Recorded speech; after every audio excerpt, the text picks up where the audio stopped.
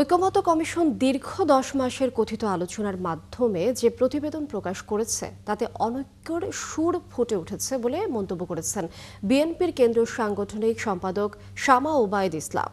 বৃহস্পতিবার বিকেলে ফরিদপুরের নগরকান্দায় যুবদলের ৪৭তম প্রতিষ্ঠা বার্ষিকী উপলক্ষে আয়োজিত অনুষ্ঠানে প্রধান অতিথির বক্তব্যে তিনি এ মন্তব্য করেন।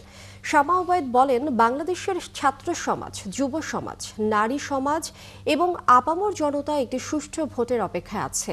সেই ভোটের অধিকার নিশ্চিত করতে বর্তমান সরকার ও নির্বাচন কমিশন যদি ব্যর্থ হয় তবে হাজার হাজার নেতাকর্মীর আত্মত্যাগ, আবু সাঈদ, মুগ্ধদের রক্তদান সবই বৃথা যাবে।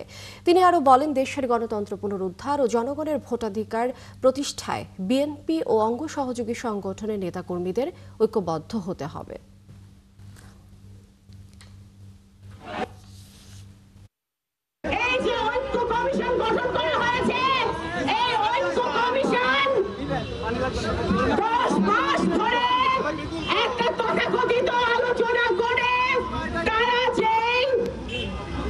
রিপোর্ট পেশ করেছে, সেই রিপোর্টে আছে অনৈক্যের সুর।